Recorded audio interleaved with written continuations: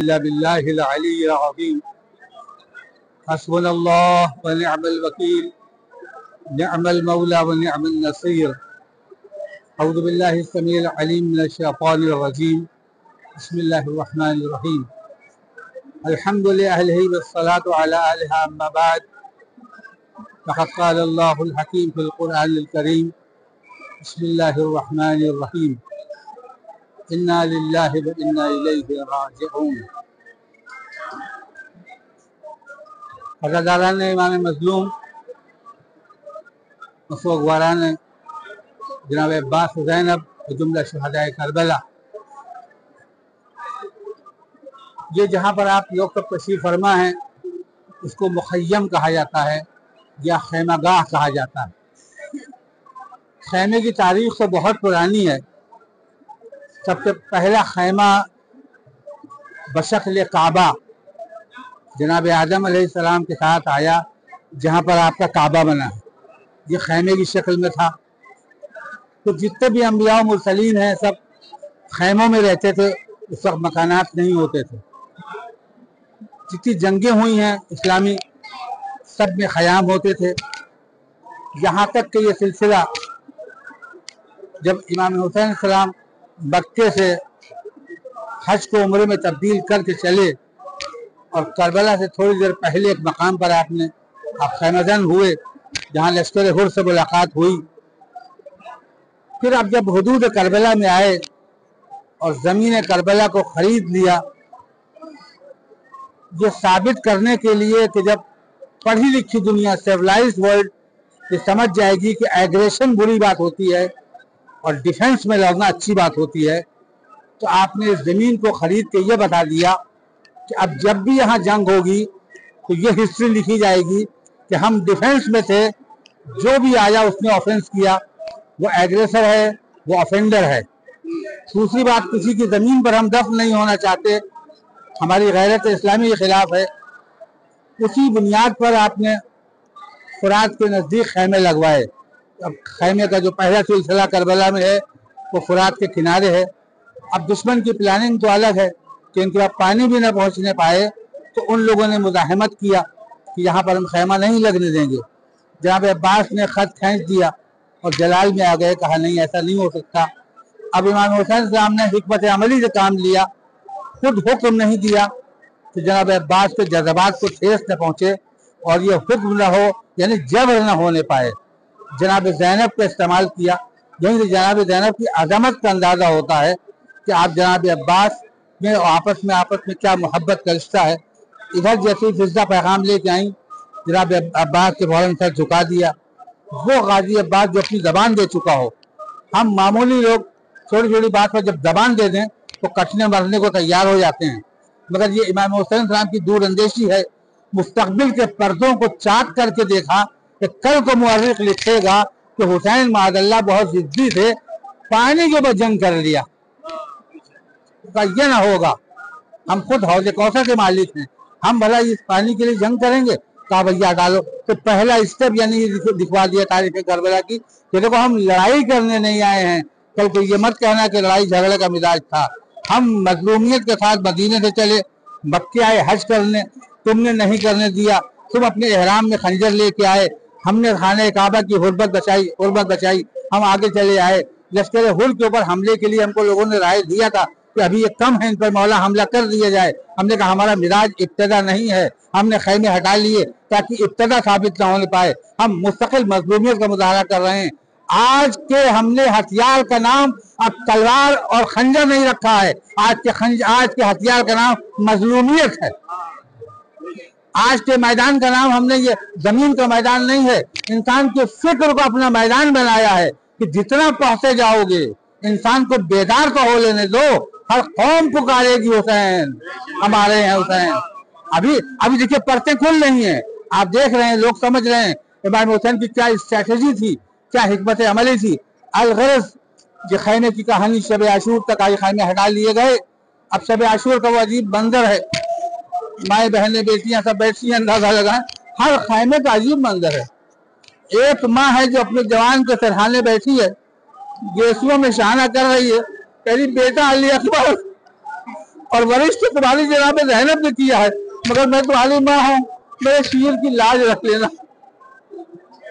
एक माँ वो है कि जहाँ पर एक गहवारा है, माँ गहवारा चुराई जा रही, तो बेटा देखो तुम्हारे बाबा को तो कोई कुछ नहीं कह सकता, मैं बाहर के खानदान से आई हूँ, मेरे शीर की लाज रखना। बाबा पे तीर लगने से पहले अपना गला बढ़ा दे।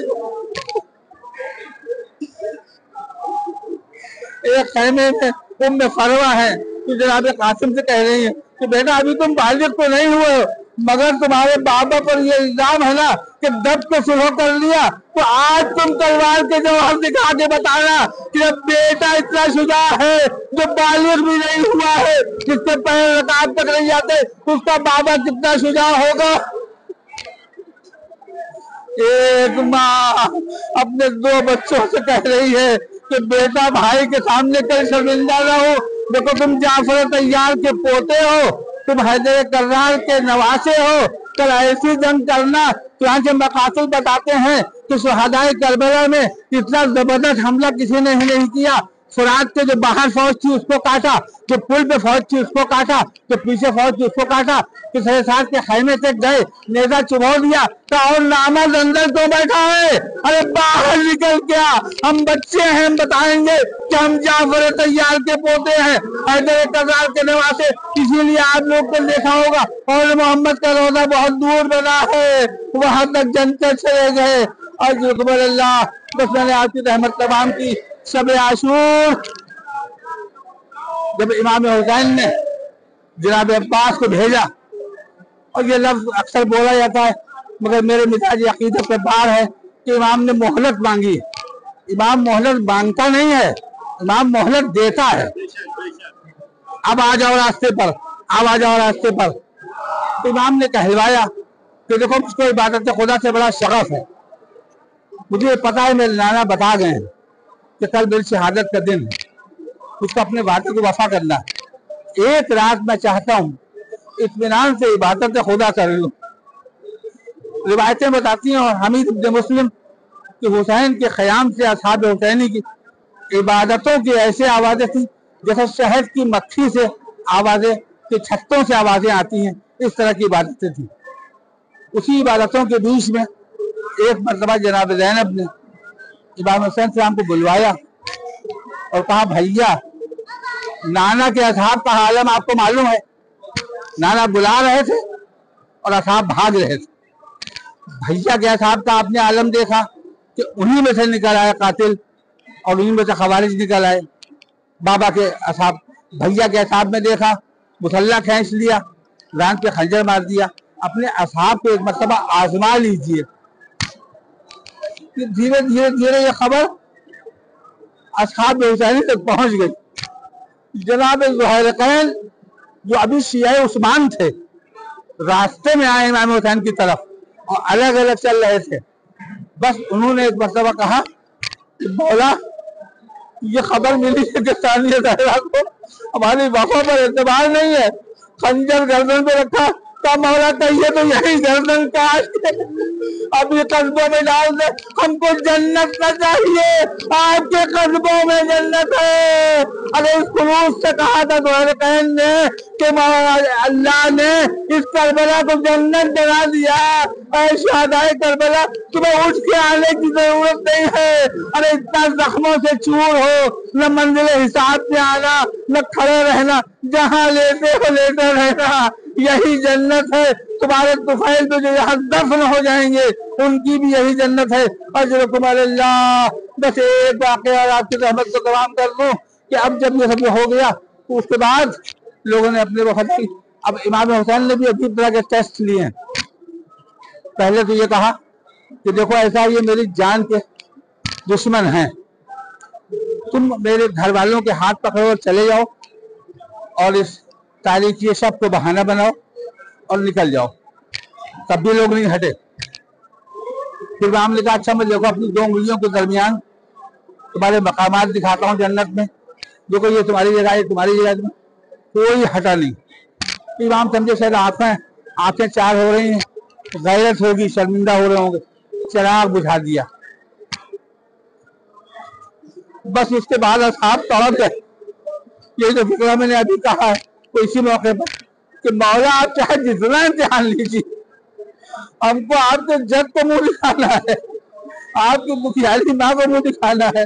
हम जन्नत अन्नत के मुश्ताक नहीं है, आप कबूल कर ले।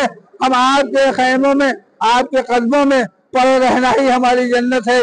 बस आप ये उसी जगह के ऊपर हैं। अब इसकी तरतीब देखिए क्या रखी कि सबसे आगे जनाब अब्बास का खैमा है जो गोया निगहबान सबको ढालस है, बहनों को ढालस के अभी अब्बास हमारा जिंदा है, हुसैन को ढालस है कि मेरा अब्बास जैसा भाई मौजूद है, बच्चों को ढालस है कि अभी किसी न किसी तरीके से हमारे चचा पानी हमारे ले आएंगे। उसके बाद देखिए चौथे इमाम का खैमा थोड़ा अंदर रखा है। आदमी जो बीमार है, गश में है, खुद इमाम बीमार नहीं होता, न इमामत बीमार होती है। मसलहत परवरदिगार कि अगर होश में होते तो जिहाद वाजिब हो जाता, जिहाद वाजिब हो जाता तो नस्ल इमामत मुनक़ता हो जाती। तो न चौथे इमाम और न पांचवें इमाम, सबको अल्लाह ने बचा के रखा और पर्दा डाला दुश्मन की निगाह में। जहाँ इतनों को शहीद किया जा रहा हो, वो 4 बरस के बच्चे को एक ज़र्ब से मार सकते, नहीं मार पाए चौथे इमाम को, तो न पांचवें इमाम को मार पाए।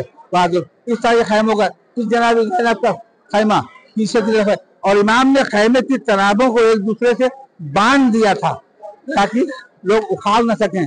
बस उसके बाद भी आप समझ सकते हैं कि बाद हुसैन इस एहतमाम के बावजूद बेअदबाना हुए दाखिल घर फातिमा का हो गया बाजार हुसैना। ए खैमे से खैमे हमीद कहता मैंने देखा एक तवील कामत औरत जलते खैमों में अपने को डाले देती थी। मैं समझ नहीं पाया कि क्या कीमती सामान है। अब जो देखा तो पीठ पर एक गठरी लिए हुए चौथे इमाम को जनाब ज़ैनब ने आग के शोरों से कैसे बचाया। वो नस्ल यहाँ तक चली। हमारा सलाम हो उस शेर दिल खातून पर, उस उम्मुल मसाइब पर जो शरीकतुल हुसैन है, उसका रौज़ा खतरे में है। आप तब दुआ कीजिए कि उस रौज़े की तरफ